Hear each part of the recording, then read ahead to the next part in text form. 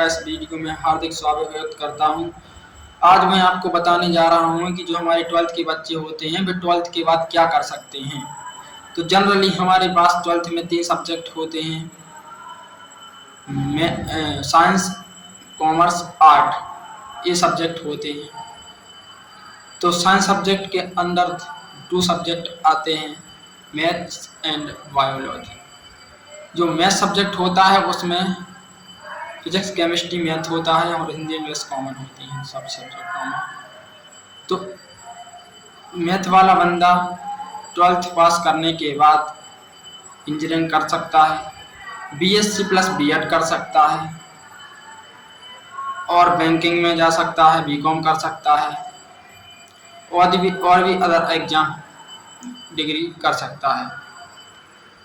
तो जो इंजीनियरिंग होती है, बीटेक होती है, बैचलर ऑफ टेक्नोलॉजी होती है, इसे इंजीनियरिंग बोलते हैं। इसे करने के लिए हमारे लिए सबसे पहले 12th के बाद JEE होता है। JEE का एग्जाम देना पड़ता है।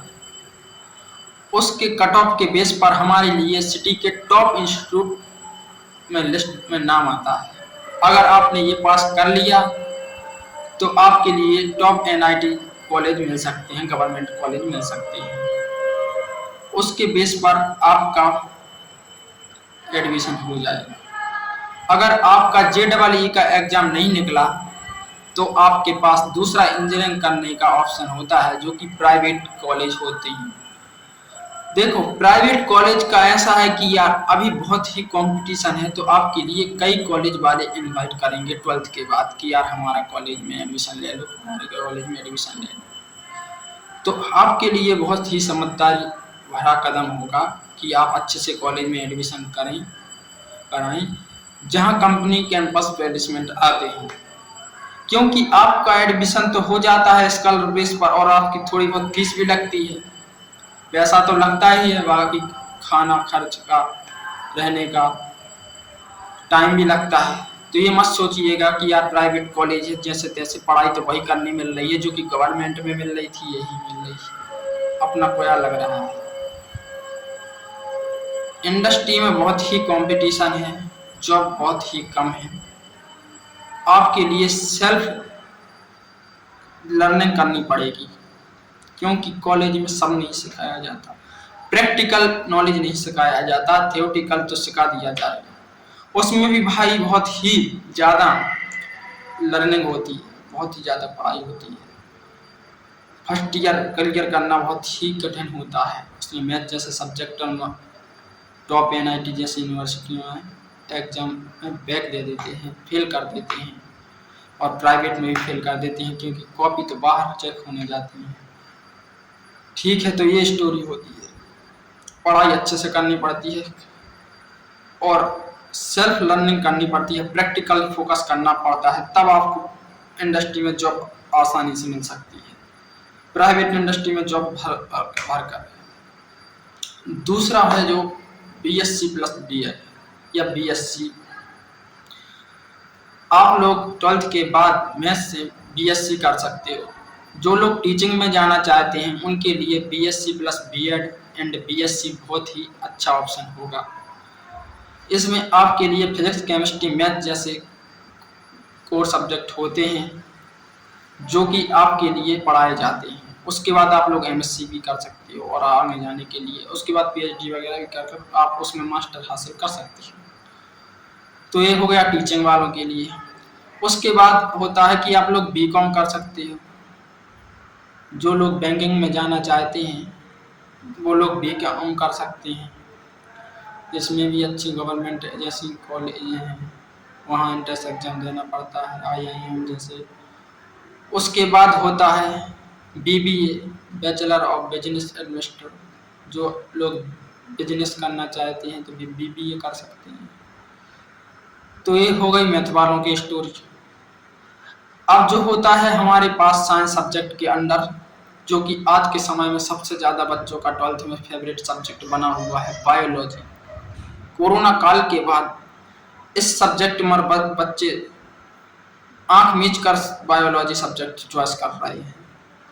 तो बायोलॉजी सब्जेक्ट है जो हमारा इसमें सबसे पहले तो हमारे लिए 12th पास करनी पड़ती है विथ बायोलॉजी के साथ। फिजिक्स केमिस्ट्री कॉमन रहता है और बायोलॉजी रहता है मैथ की तरह। जिस तरह मैथ रहता है उस तरह इसमें बायोलॉजी कोर सब्जेक्ट होता है। हिंदी इंग्लिश कॉमन रहती है।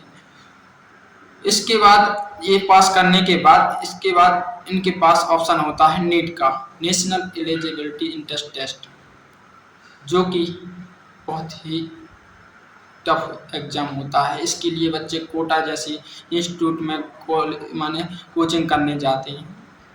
मैं JEE में भी कोटा कोचिंग करने जाते हैं बच्चे, लेकिन मेनली जो आज के समय में खतरनाक और इंटरेस्टिंग टेस्ट बना हुआ है वो नीट ही है। तो नीट के लिए पर्टिकुलर मैक्सिमम PWD जैसे इंस्टीट्यूट में बच्चे कोचिंग करने जाते हैं और वहाँ 1-1, 2-2, 3-3 साल कोचिंग करते हैं। उसके बाद जैसा भी सिलेक्शन हुआ, टाइम लगता है बहुत, किसी का हो जाता है किसी का नहीं हो पाता है, ये डिपेंड करता है स्टूडेंट की लर्निंग कैसी है। उसके बाद बच्चा क्या करता है कि वो MBBS के टॉप कॉलेज में एडमिशन करने की सोचता है नीट एग्जाम देने के बाद। ये 720 अंक का एग्जाम होता है, जिसके लिए ये कम से कम 500 550 600 के बीच में मार्क्स आने के बाद आपके लिए गवर्नमेंट कॉलेज इजीली मिल जाएगा। 550 से ज़्यादा ही पर होता है मैक्सिमम, मुश्किल है 550 550 के नीचे हो जाए। तो इसके बाद जो होता है MBBS में एडमिशन हो जाता है। प्राइवेट में बहुत ही कंपटीशन है, इसमें इंजीनियरिंग की तरह नहीं है। 1-1 करोड़ रुपया तक कॉलेज की फीस है MBBS में। तो बच्चा MBBS के प्राइवेट कॉलेज में एडमिशन नहीं ले सकता, ये बात मैं क्लियरली बता दूं। क्योंकि मतलब ले सकता है जिसके पास एक बजट 80 से लेकर 1 करोड़ रुपया तक बजट हो। विदेश में जाना पड़ता है, वरना वहाँ 40-50 लाख में यूक्रेन जैसे देशों में हो जाती है MBBS की पढ़ाई इजीली। बाकी अपने देश में 80 से 1 करोड़ कोई नहीं, वो मैक्सिमम है मिडिल क्लास फैमिली के अवॉइड ही करते हैं। फिर रिचेस्ट पर्सन होते हैं वो लोग अरेंज कर लेते हैं। उसके बाद जो होता है हमारे पास BHMS का ऑप्शन होता है, जो कि MBBS की तरह ही एक मेडिकल की डिग्री है, डॉक्टर की डिग्री है। सिर्फ होता क्या है कि इसमें आप बड़े डॉक्टर नहीं बन सकते, बाकी ये मेडिसिन वगैरह है इलाज कर सकते हैं, बाकी सर्जरी टाइप की बड़ी मेडिकल दवाई नहीं कर सकते। इसमें भी थोड़ी गवर्नमेंट एग्जाम देने पड़ सकते हैं। ये भी 5 साल का कोर्स है MBBS की तरह, 5.5 साल का कोर्स है। BTech 4 साल का था। मैं कुछ चीज़ें भूल रहा हूँ, हो सकता है आप लोगों को बीच में आकर ही जानकारी दे देता हूँ, क्योंकि आप लोग वीडियो लॉन्ग होने वाला है, जानकारी पूरी दूंगा। तो BHMS कर सकता है, BHMS ठीक है। उसके बाद फार्मेसी कर सकता है, जो कि मेडिकल इंडस्ट्री में है, बहुत ही शानदार। अभी बच्चे CS की तरह इसमें भी एडमिशन ले रहे हैं। इंजीनियरिंग में CS चल रहा है, मेडिकल में फार्मेसी चल रहा है। क्योंकि फार्मेसी में क्या है कि यहाँ आपके लिए मोटी फीस नहीं देनी पड़ती, स्कॉलरशिप बेस पर हो जाता है। और कहीं कहीं स्कॉलर जितनी फीस भी लगती है मेनली 70 से ज़्यादा फीस लगती है। तो ये मैक्सिमम बच्चे करते हैं। उसके बाद होता है BSc नर्सिंग, इसमें भी 70 से ज़्यादा फीस होती है। इसमें आप नर्स टाइप का ऑपरेशन वगैरह कर सकते हैं, डॉक्टर के नीचे काम कर सकते हैं और अच्छा स्कोप